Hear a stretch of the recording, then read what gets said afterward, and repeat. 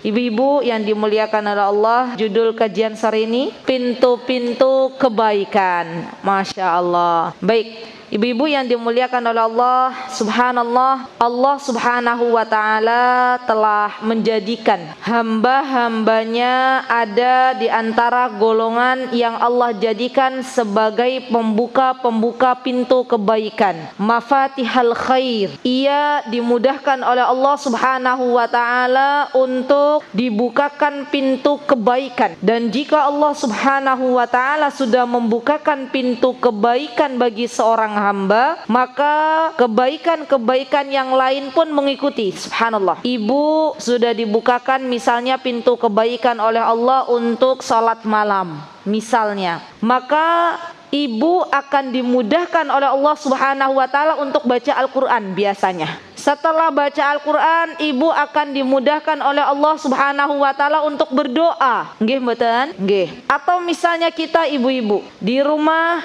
kita dimudahkan oleh Allah subhanahu wa ta'ala untuk mengerjakan ibadah-ibadah yang wajib. Misalnya melayani suami, kemudian Allah mudahkan kembali melayani anak-anak kita, Allah mudahkan kembali untuk berzikir. Itulah pintu-pintu kebaikan. Sehingga ketika ada pintu-pintu kebaikan yang ada di depan mata kita, ibu-ibu, jangan pernah kita sepelekan. Walaupun pintu kebaikan itu kecil, walaupun hanya menyingkirkan duri yang ada di tengah jalan, karena ia akan memanggil kebaikan-kebaikan setelahnya. Subhanallah. Jadi catatan bagi kita, kalau sudah dibukakan pintu kebaikan oleh Allah, jangan kita nunggu nanti, toh bisa dikerjakan nanti. Suatu pintu kebaikan, kalau sudah ditutup jalannya oleh Allah subhanahu wa ta'ala, maka kesempatan ini sudah tidak bisa lagi kita lakukan untuk berbuat kebaikan. Ibu yang dimuliakan Allah, termasuk di dalamnya misalnya membuatkan kopi, membuatkan teh untuk suami kita. Itu pintu kebaikan apa mboten? Pintu kebaikan. Jangan pernah remehkan, mending saya baca Al-Quran 3 juz daripada membuatkan secangkir kopi. Bisa jadi ketika kita membuatkan secangkir kopi, membuatkan secangkir teh untuk suami kita, suami kita ridho kepada kita, Allah bukakan pintu-pintu kebaikan yang lainnya. Lisan kita dimudahkan untuk membaca Al-Quran, lisan kita dimudahkan untuk berzikir, kita dimudahkan untuk ibadah puasa sunnah misalnya. Subhanallah. Karena kebaikan akan memanggil teman-temannya. Begitu pula Allah subhanahu wa ta'ala menerangkan bahwa ada di antara hamba-hambanya yang ia menjadi orang-orang yang justru membuka pintu-pintu keburukan. Mafatihasy-syarr. Apa namanya, Bu? Mafatihasy-syarr. Membuka pintu-pintu keburukan. Jika tadi saya katakan kebaikan akan memanggil kawan-kawannya, begitu pula keburukan akan memanggil kawan-kawannya. Dan jangan pernah meremehkan suatu dosa walaupun itu kecil, karena kita tahu maksiat, dosa itu akan memanggil kawan-kawan yang lainnya. Dan kita tahu ibu-ibu bahwa bukan seberapa dosa yang kita lakukan, tapi kepada siapa kita melakukan maksiat, kepada siapa kita melakukan dosa. Malu kita di hadapan Allah yang selama ini telah memberikan kepada kita mata untuk bisa melihat. Malu kita kepada Allah yang selama ini telah memberikan lisan untuk kita bisa berucap, tapi ternyata lisan ini bukan kita gunakan untuk berzikir, lisan ini bukan kita gunakan untuk berdakwah, mengajak orang untuk berbuat baik, tapi ternyata lisan ini justru digunakan untuk ngomongin tetangganya, lisan ini digunakan untuk nyinyirin kawannya, lisan ini digunakan untuk waliyadzubillah membentak saudaranya. Subhanallah. Ingat ibu-ibu, jadilah kita-kita itu yang kebaikannya diharapkan oleh orang banyak. Orang kalau suka berbuat baik, kira-kira dirindukan apa mboten, Bu? Nggih. Kalau ada orang suka menebar fitnah misalnya, ada orang suka menggunjingi kawannya, ada orang suka misalnya mengambil barang orang lain, kira-kira disenengin apa mboten? Mboten. Itulah fitrah. Ya, maka dari itu kita pertama yang mesti kita lakukan, ibu-ibu, apa yang mesti kita lakukan apabila kita ingin menjadi orang yang membuka pintu-pintu kebaikan? Poin pertama yang harus kita perhatikan, ketahuilah bahwa yang memberikan hidayah, yang memberikan taufik untuk kita melakukan kebaikan dari berbagai macam kebaikan adalah Allah Subhanahu wa taala. Dan Allah memiliki sebuah nama Al-Fattah. Siapa yang tahu apa arti Al-Fattah? Pembuka. Ya, Al-Fattah itu pembuka. Apa yang mesti kita lakukan? Kita minta kepada Allah, wahai Rabbku, Zat yang maha membukakan segala sesuatu, bukakanlah untukku segala kebaikan yang ada di depanku. Subhanallah. Dan Allah Zat yang maha memberikan hidayah, yang maha memberikan petunjuk, akan memudahkan hambanya untuk berbuat kebaikan dalam waktu yang singkat. Subhanallah. Pernah enggak Bu, suatu hari ibu melakukan kebaikan, kemudian di hari itu ibu rasa waktunya barakah? Pernah? Kalau mau tidur, saya mau tanya orang jamaah Jamas Baini, kalau mau tidur nopo langsung tidur, nopo evaluasi rumiin? Yakin? Pripun? Baca doa saja. Baca apa Bu?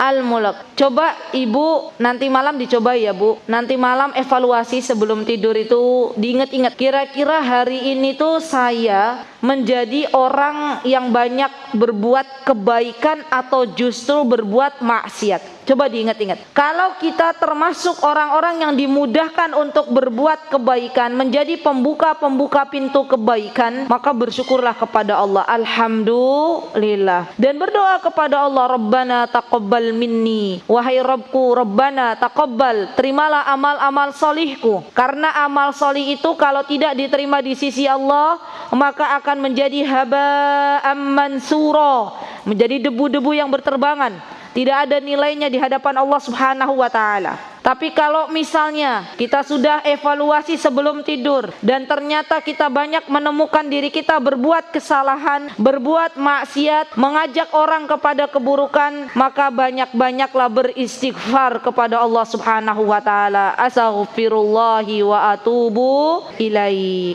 Dan subhanallah Bu, orang yang membiasakan mau tidur itu evaluasi, ini hatinya akan dibeningkan oleh Allah Subhanahu wa taala. Hatinya akan dijernihkan oleh Allah Subhanahu wa taala. Dan tak lupa sebelum tidur apabila ada yang pernah menyakiti hati ibu-ibu di pagi hari ataupun di sepanjang hari, maka maafkanlah.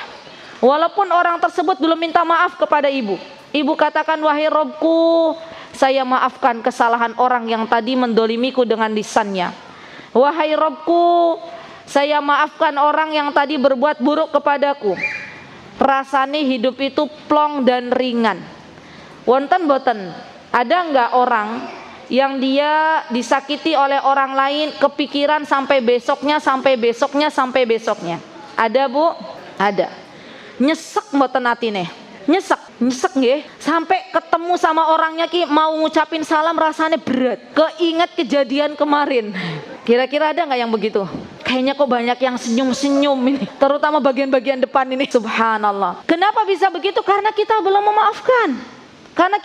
memaafkan. Coba maafkan kesalahan orang lain. Tapi bagaimana Ustazah kalau saya ingat apa yang dia perbuat terlalu sakit hati ini misalnya. Subhanallah Bu, kira-kira banyakan mana kesalahan orang itu kepada kita atau kesalahan kita kepada Allah? Jujur, mana yang lebih banyak? Dosanya orang tersebut kepada kita atau dosanya kita kepada Allah? Dosanya kita kepada Allah. Allah Zat yang mengampuni segala dosa hambanya. Masa ya kita nggak mau memaafkan kesalahan saudara kita? Yakinlah Bu, ketika kita pandai memaafkan kesalahan orang, ketika kita pandai membuka pintu-pintu kebaikan, maka Allah akan ganti semuanya itu dengan sebuah ketenangan hidup. Allah akan ganti dengan kesehatan. Subhanallah. Saya pernah menemui atau saya pernah berjumpa dengan seorang ibu. Ibu tersebut Bu, dulunya sakit-sakitan. Ini kisah nyata. Dan subhanallah, alhamdulillah wa syukurillah, sejak beliau sering ngaji ke majelis ilmu, beliau jadi paham. Dan beliau cerita ke Subhanallah, ternyata saya itu dulu sakit-sakitan karena saya suka menahan kalau ada orang menyakiti saya tuh saya tahan gitu ya. Terus saya tuh tipe orang yang susah memaafkan dan kepikiran terus dibawa kemana-mana Bu, kepikiran. Dan itu yang menjadikan kesehatan saya drop, kata ibu tersebut. Terus saya mulai mencoba untuk mengevaluasi diri, memaafkan kesalahan orang lain. Saya coba maafkan, ya Allah, maafkan dia. Ya Allah, berikanlah dia hidayah. Subhanallah, apa yang terjadi? Kata ibu tersebut berkata kepada saya, sejak saat itu, alhamdulillah wa syukrulillah, saya jarang sakit. Subhanallah, Allahu Akbar. Karena biasanya sakit itu berawal dari pikiran Bu.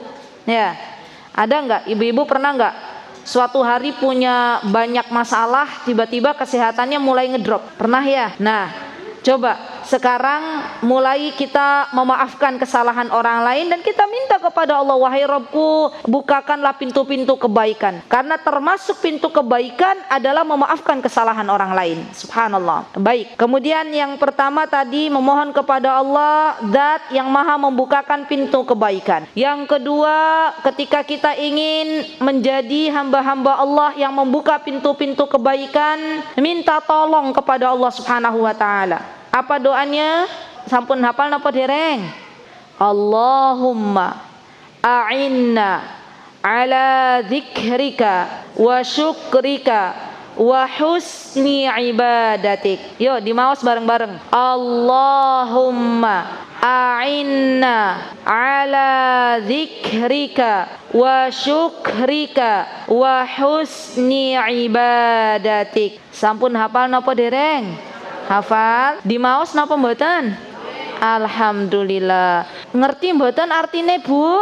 Alhamdulillah. Allahumma a'inna, ya Allah a'inna, tolonglah kami, ala zikrika, untuk senantiasa mengingatmu. Orang yang ditolong oleh Allah, ibu-ibu, untuk senantiasa mengingat Allah Subhanahu wa taala, maka lisannya tidak pernah kering dari berzikir kepada Allah Subhanahu wa taala. Lisannya senantiasa mengatakan la haula wala quwata illa billah. Lisannya senantiasa mengucapkan subhanallahi wa bihamdihi subhanallahil azim. Lisannya senantiasa mengucapkan astaghfirullahi wa atubu ilaih. Jadi banyak-banyak memohon kepada Allah pertolongan, karena tidak bisa kita menyandarkan kebaikan yang kita lakukan hanya kepada diri kita. Kita tidak akan mampu untuk mengucapkan barang astagfirullah kalau bukan karena pertolongan dari Allah Subhanahu wa taala. Mintalah pertolongan kepada Allah, dan jika kita berdoa di dalam salat 5 waktu kita, iyyaka na'budu wa iyyaka nasta'in. Hanya kepadamulah kami menyembah dan hanya kepadamulah kami memohon pertolongan. Baik, yang ketiga, setelah kita memohon pertolongan kepada Allah Azza wa Jal, maka poin yang ketiga, bersegera ketika Allah membukakan pintu kebaikan. Jangan menunda-nundanya nanti. Jadi pertama tadi, yakin bahwa Allah itu Al-Fattah, yang membuka pintu kebaikan. Yang kedua, kita tahu bahwa pintu kebaikan tidak akan bisa kita lakukan, kebaikan itu tidak bisa kita lakukan kecuali pertolongan dari Allah. Yang ketiga, jikalau pintu kebaikan itu sudah Allah berikan kepada kita, maka bersegeralah, berfastabiqul khairat. Napa asmanipun Bu? Fastabiqul khairat, berlomba-lomba dalam kebaikan. Jadi yang namanya kebaikan tuh Bu, dikerjakannya bukan slow. Tahu slow? Nyantai, nanti. Ibu kalau misalnya ada dalam benak ibu, ada dalam pikiran ibu, kalau misalnya di depan kita ada Al-Quran, kemudian kita ada dibukakan pintu kebaikan, Allah pengen baca Al-Quran, misalnya bersegera buka dan kita ta'awud, a'udzubillahi minasyaitonirrajim, mohon perlindungan kepada Allah dari godaan syaitan. Kemudian kita baca bismillahirrahmanirrahim, kita baca, itu akan menjadikan Allah ridha dan memanggil kebaikan-kebaikan lainnya untuk kita. Tapi kalau ibu di depan ada Al-Quran dan ibu ada keinginan dibukakan pintu kebaikan dimuliakan oleh Allah untuk baca Al-Quran, tapi kita katakan nanti, stop dulu, ada WA yang belum dibalas, ya, ada status yang belum dilihat, ibu tinggalkan Al-Quran, buka HP. Kira-kira pertanyaan saya mohon dijawab, jadi nggak baca Al-Qurannya? Ibu loh yang bilang nggak jadi baca Al-Qurannya. Kenapa nggak jadi?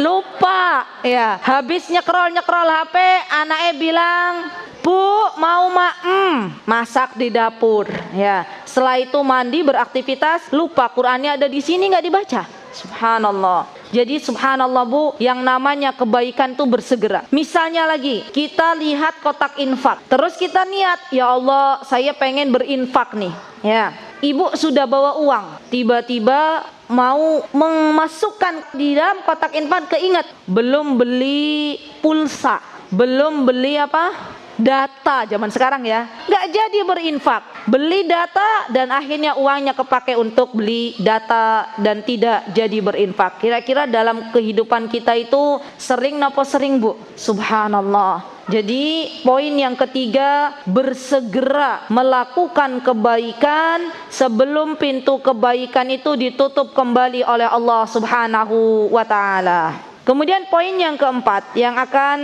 kita bahas adalah apabila ternyata kita berkesempatan untuk melakukan sebuah dosa, bersegeralah menutupnya dengan kebaikan. Kalau ibu-ibu luput khilaf melakukan sebuah dosa, misalnya ibu-ibu kumpul sama ibu-ibu dan di situ ada ngomongin orang, ngerumpi, gosipin orang, itu dosa apa mboten Bu? Dosa. Apa yang kita lakukan kalau ternyata kejahatan sudah dibukakan untuk kita, pintu kejahatan, pintu keburukan, yang kita lakukan bersegera menutup pintu tersebut dengan kebaikan, minimal beristighfar, ya. Karena kalau tidak ditutup, maka keburukan-keburukan yang lain akan memanggilnya. Subhanallah. Dan ini Bu, banyak para wanita yang akhirnya mereka masuk ke dalam api neraka disebabkan karena lisannya. Karena apa Bu? Lisannya. Lisan yang tidak bisa dijaga. Baik, keempat poin ini ibu-ibu semestinya kita ingat-ingat. Dan kebaikan apa yang bisa kita lakukan? Pembahasan yang selanjutnya, kebaikan apa yang bisa kita lakukan sebagai ibu rumah tangga. Yang pertama Bu, yang mesti kita jaga dari berbagai macam pintu kebaikan, bersegeralah ketika datang waktu sholat untuk kita salat. Jangan ditunda-tunda mengerjakan sholat, karena kita tidak pernah tahu kapan kematian itu datang. Apabila ada adzan berkumandang Allahu Akbar, Allahu Akbar, apa yang kita lakukan Bu? Wudu, setelah itu salat. Jaga salat ini dengan baik, karena baik buruknya seseorang itu barometernya adalah salat. Cepat lambatnya pertolongan Allah datang, itu juga barometernya adalah salat. Orang yang biasa menunda-nunda waktu salat, biasanya dia akan ditunda oleh Allah Subhanahu wa ta'ala dari berbagai macam kebaikan. Dan subhanallah Bu, kita sudah lihat bahwa yang namanya salat itu adalah perintah dari Allah Subhanahu wa ta'ala. Dan yang namanya salat bukan hanya sebatas menggugurkan kewajiban, tapi lebih dari itu kita juga harus belajar lagi bagaimana cara salat yang diajarkan oleh Nabi kita Muhammad sallallahu alaihi wasallam. Dan kita tahu Nabi kita Muhammad sallallahu alaihi wasallam telah mengajarkan sedetail-detailnya bagaimana tata cara salat dari mulai niat, takbiratul ihram sampai salam. Kita follow, kita ikuti, kita kaji lagi bagaimana seharusnya salat yang diajarkan Nabi kita Muhammad sallallahu alaihi wasallam. Bu, saya mau tanya, pengen enggak salat kita diterima di sisi Allah Subhanahu wa taala? Pengen. Kalau pengen salat kita diterima di sisi Allah, ada dua syarat yang harus kita lakukan. Yang pertama, kerjakan salat yang kita lakukan itu hanya untuk mencari ridha Allah Subhanahu wa taala, bukan untuk mencari pujian manusia. bukan pula untuk mencari kepingan-kepingan dunia. Karena ada orang-orang yang salat niatnya hanya ingin mendapatkan kepingan-kepingan dunia, bukan lurus untuk mencari wajahnya Allah Subhanahu wa taala. Yang kedua, perhatikan apa yang telah diajarkan oleh Nabi kita Muhammad sallallahu alaihi wasallam, dari mulai rukun salat, dari mulai wajib salat, dari mulai pembatal-pembatal salat, kita ikuti semuanya. Mohon maaf sekali, ada banyak di antara kita itu yang lupa kalau ternyata di antara rukun salat itu adalah tumakninah. Napa Bu? Tumakninah. Napa niku artinya tumakninah? Tumakninah sempurna. Baik. Ada lagi? Apa itu tumakninah?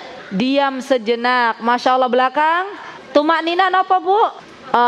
Sesuai yang telah dicontohkan oleh Nabi kita Muhammad SAW, niku tumakninah. Baik, tumakninah kata ibunya yang penting jangan kayak gini-gini ya, itu ya. Baik. Tumakninah itu artinya berdiam sejenak. Jadi sholat kita jangan seperti burung melatuk-melatuk. Tenang, sholat itu tenang Bu.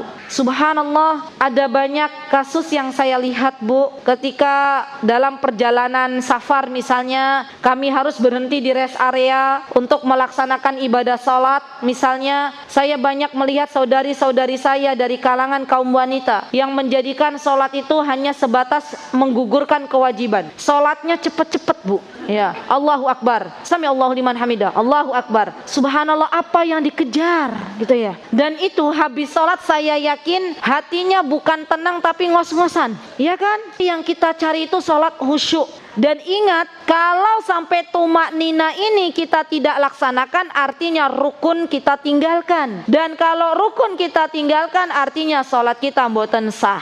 Ya, jadi mulai sekarang ayo Bu, tumakninah. Sholat itu gerakannya kita tenangkan, jangan buru-buru. Baca bacaan-bacaan sholat yang sesuai dengan apa yang diajarkan oleh Nabi kita Muhammad SAW dengan makna yang kita pahami. Subhanallah Bu, sebenarnya sholat ini menjadi sesuatu yang kalau kita tahu Rasulullah SAW menjadikan sholat ini sebagai healing. Apa tuh healing? Zaman sekarang kan lagi musim healing-healingan. Healing-healingan. Napa Bu? Mana nih healing Bu? Refreshing.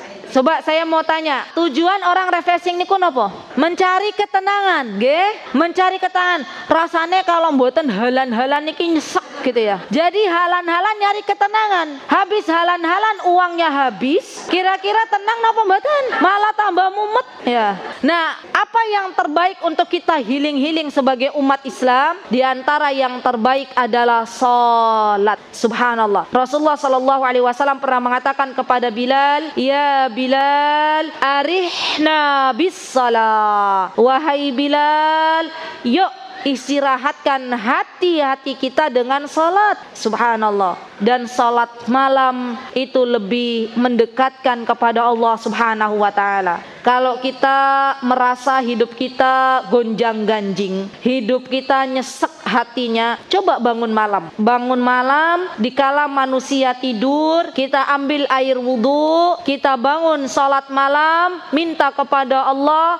Zat yang memberikan masalah dan memberikan pula solusinya, maka Allah akan berikan kepada kita ketenangan hati. Ya, setelah itu bangunkan suaminya, beb, biasanya manggilnya siapa? Mas, ya. Ayo bangun, jangan digunakan untuk tidur semua malamnya. Terus ibu bangunkan suami atau ibu bikinkan dulu teh, kopi. Mas, niki tehnya sudah jadi, monggo diunjuk, monggo diminum. Wah, senang banget. Walah bu, alhamdulillah saya pas lagi haus gitu ya. Setelah itu ibu-ibu suaminya wudu, sholat jadi imam, kita jadi makmum. Rasanya nyes napa mboten Bu? Nyes. Anak-anak bangun, subhanallah, sholat bareng kita, subhanallah. Maka itu akan menjadikan hati kita tenang. Ya, jadi yang pertama tadi napa Bu yang bisa kita lakukan Bu? Sholat. Pertama sholat wajib dulu yang dibereskan. Nanti setelah sholat wajib kita bereskan, ditambah lagi ibadah-ibadah sholat sunnah. Seperti tadi, sholat malam, sholat rawatib, qobliyah, ba'diyahnya dijaga. Itu semuanya adalah pintu kebaikan. Yang kedua yang bisa kita lakukan adalah apabila datang bulan Ramadan, maka kita diperintahkan untuk beribadah puasa yang wajib ya. Jadi kita kalau ndak haid, ndak nifas, maka ada kewajiban pintu kebaikan yang Allah buka di bulan Ramadan untuk kita beribadah puasa. Ya, subhanallah. Dan ibu-ibu mohon maaf, ada banyak orang zaman sekarang datang bulan Ramadan mengaku dirinya muslimah, mengaku dirinya muslim tapi mboten puasa. Wonten apa mboten? Wonten. Kathah banyak ya. Padahal itu pintu kebaikan. Kenapa saya katakan pintu kebaikan? Karena kalau kita berpuasa, puasanya kita sesuai dengan apa yang dianjurkan oleh Nabi kita Muhammad SAW, maka kita akan dimudahkan menjadi hambanya yang bertakwa. Subhanallah. Dan kalau kita sudah jaga puasa ini ibu-ibu, maka kita kerjakan ibadah-ibadah puasa sunnah yang lainnya. Bulan ini bulan apa Bu? Muharram. Orang Jawa bilang bulan apa? Syuro. Syuro itu identik dengan apa?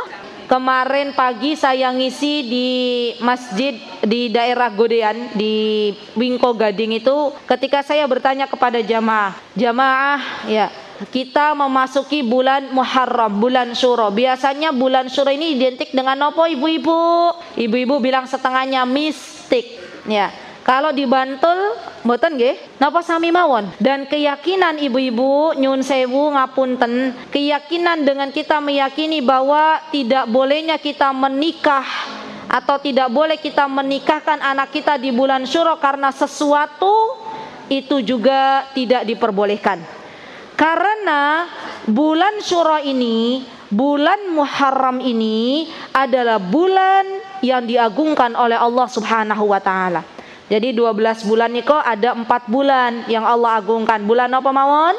Dzulqa'dah, Dzulhijjah, Muharram, Rajab. Ya, 4 bulan ini bulan yang Allah agungkan. Apa di antara perintah yang Rasulullah SAW anjurkan untuk kita? Di antaranya memperbanyak ibadah saum sunnah, memperbanyak ibadah puasa sunnah. Ya, jadi boleh puasa sunnah di bulan Muharram? Boleh.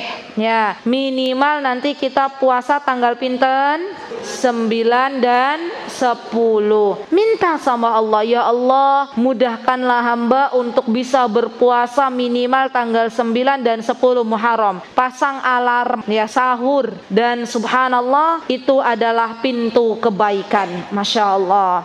Dan subhanallah Bu, saya pernah menemukan seorang wanita, dan ini kisah nyata, seorang ART, asisten rumah tangga, yang kerjaannya Masya Allah Tabarakar Rahman, dari sebelum terbit matahari sampai terbenam matahari, kerjaannya nguplek. Karena beliau ART, beliau dibukakan pintu kebaikan oleh Allah untuk puasa Daud. Napa niku puasa Daud? Sehari puasa, sehari tidak. Saya pernah bertanya kepada beliau, Masya Allah, nyenengan subhanallah diberikan kesempatan oleh Allah, dibukakan pintu kebaikan, bisa puasa Daud. Capek napa mboten to Bu? Mboten, alhamdulillah Ustazah, niko sudah kebiasaan saya dari zaman dulu. Masya Allah, sampai sekarang masih puasa Daud. Kira-kira kalau secara logika manusia, dia capek bekerja menjadi ART, kira-kira Bu, bisa nggak puasa Daud? Mboten saged kalau secara logika manusia. Tapi kalau Allah sudah tolong, kalau Allah sudah berikan taufik, Allah berikan kemudahan,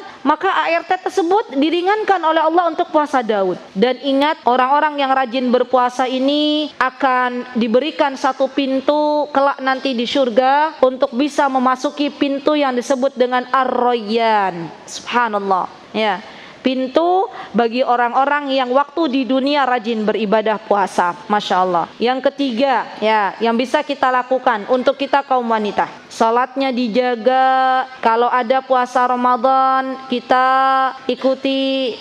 Kalau ada puasa sunnah, izin dulu ke suami. Oh iya, saya belum sampaikan Bu, untuk masalah ibadah puasa sunnah ini, karena kita posisinya sebagai seorang istri, maka wajib hukumnya kita minta izin suami. Kalau suami kita bilang begini, kita bilang ke suami, Mas, Pak, saya besok mau puasa, Karena tadi Ustazah bilang di bulan ini bulan Muharram diperbanyak ibadah puasanya. Terus suami kita bilang ini, mboten usah Bu, mboten pareng misalnya, belum mengizinkan. Kita biasanya bilang apa Bu sebagai istri? Ibu pernah nggak minta izin puasa, suaminya nggak ngebolehin puasa sunnah? Apa jawaban ibu-ibu? Kenapa Bu? Ini jawabannya, puasa waiko ya ora oleh gitu ya. Ada kan Bu? Subhanallah. Sekarang kita timbang, taat ke suami hukumnya napa? Ibadah puasa bulan Muharram hukumnya napa? Wajib napa sunnah yang didahulukan?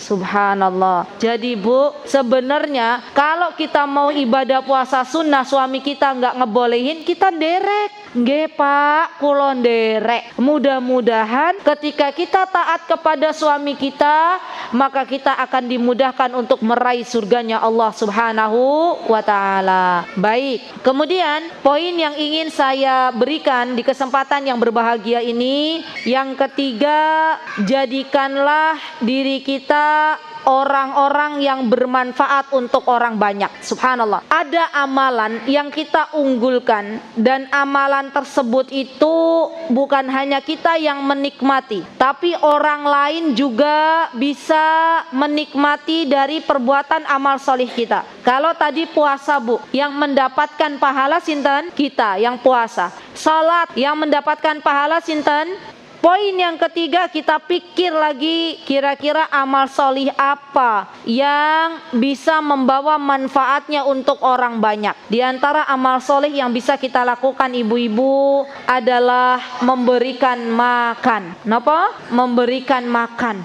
Ya, subhanallah. Jadi kita itu harus punya amalan yang bisa membantu orang lain. Ya, kalau kita nggak punya uang, Ustazah saya mohon maaf, saya adalah keluarga yang untuk makan sehari-hari saja masih butuh. Bagaimana saya memberikan makan? Pintu kebaikan banyak. Kalau kita nggak bisa memberikan makan untuk orang lain, minimal kalau kita ketemu saudara kita senyum. Apa Bu? Bu, saya tuh walaupun berniqab, tetapi saya tuh berusaha kalau ketemu saudara untuk ramah, ya minimal menegur, assalamualaikum Ibu. Kira-kira yang ditegur senang napa mboten? Ibu-ibu duduk di pengajian, sebelahnya nggak punya salah, nggak punya apa, ibu-ibu dicemberutin. Kira-kira apa perasaan ibu-ibu? Emang saya punya salah gitu ya? Jangan-jangan kemarin pas saya duduk dengannya saya melakukan sesuatu. Padahal Bu, ibu ini sedang bermasalah dengan suaminya. Ya, jadi minimal kalau punya masalah di rumah, datang berjumpa dengan saudara-saudaranya, kasih senyum. Ya, gimana Ustazah? Saya itu tipe yang kalau senyum itu sulit, latihan. Nggih, depan cermin, dijember-jemberkan bibirnya. Ya, saged napa mboten Bu? Saged nggih. Minimal kalau kita sudah susah senyum, minimal menegur saudara kita. Assalamualaikum jeng, dalemipun pundi. Wah, itu saya senang banget tuh. Saya pernah ketemu sama ibu-ibu di kota gede itu, mesti ditanya ramah-ramah, ya. Walaupun saya bernikah ditanya, dalemipun pundi Mbak? Wetan pasar, lor pasar. Beliau jawab sendiri ya. Terus saya bilang kota gede Mbah, gitu. Masya Allah. Itu sebuah bentuk kebaikan yang kita berikan untuk orang lain. Di subhanallah, orang yang murah senyum, orang yang menegur saudaranya, mengucapkan salam, ini amalan-amalan yang bisa memasukkan kita ke dalam surganya Allah Subhanahu wa taala. Rasulullah SAW pernah berpesan, di antara amalan yang bisa memasukkan ke dalam surganya Allah, ketika kita berjumpa dengan saudara kita sesama muslimah, berikan salam, walaupun itu yang enggak dikenal sekalipun. Rasulullah SAW mengatakan bahwa di antara amalan-amalan penduduk surga itu mereka yang di dunianya hobi memberikan makan, tut'imut ta'am. Apa? Tut'imut ta'am, memberikan makan. Kemudian afsus salam, mengucapkan salam, tadkhulul jannata bisalam, dan dia bisa memasuki surganya Allah Subhanahu wa taala dengan selamat. Allahu akbar. Poin ini Bu, kita amalkan. Bikin makan itu enggak harus mewah. Kita bagi-bagi makanan itu enggak harus di hari Jumat. Kapanpun bisa kita lakukan. Sedikit-sedikit itu lebih baik daripada tidak sama sekali. Yuk coba bangun dalam diri kita untuk niat ya, berharap kepada Allah, ya Allah mudahkanlah hamba untuk menjadi orang yang hobi memberikan makan untuk orang lain. Bisa dibayangkan Bu, ketika kita memberikan makan kepada orang lain dan orang tersebut memang dalam keadaan sedang butuh makanan. Subhanallah, maka hal tersebut walaupun kita hanya memberikan satu bungkus nasi beserta lauknya, itu akan membuat Allah ridho. Itu akan membuat kita dimudahkan untuk berbuat baik selanjutnya ya. Dan yang kedua tadi mengucapkan salam, menyebarkan salam. Mulai sekarang jangan pelit untuk menyebarkan salam, karena menyebarkan salam itu bentuk dari kebaikan. Baik, alhamdulillah kita sudah mengaji di sore hari ini. Mudah-mudahan apa yang disampaikan menjadi ilmu yang bermanfaat. Jaga salat kita, jaga puasa kita, dan berbuat baiklah untuk orang lain, karena sesungguhnya kita di dunia ini hanya sebentar saja, dan amal-amal soleh yang akan menemani kita di gelapnya kubur. Semoga Allah Subhanahu wa taala memberikan kepada kita kehidupan yang baik. Semoga Allah Subhanahu wa taala memberikan kepada kita husnul khatimah, dan semoga Allah Subhanahu wa taala menerima semua amal ibadah kita. Rabbana taqabbal minna innaka antas samiul alim wa tub alaina innaka antat tawwabur rahim. Rabbana zalamna anfusana wa illam taghfir lana wa tarhamna lanakunanna minal khasirin. Allahumma inna nas'aluka bi asma'ikal husna wa sifatikal ula an taj'alana mafatihal khair wa maghaliqus syarr. Aqulu qawli hadza wastaghfirullah li wa lakum wa akhiru da'wana anil hamdulillahi rabbil alamin. Wassalamu alaikum warahmatullahi wabarakatuh.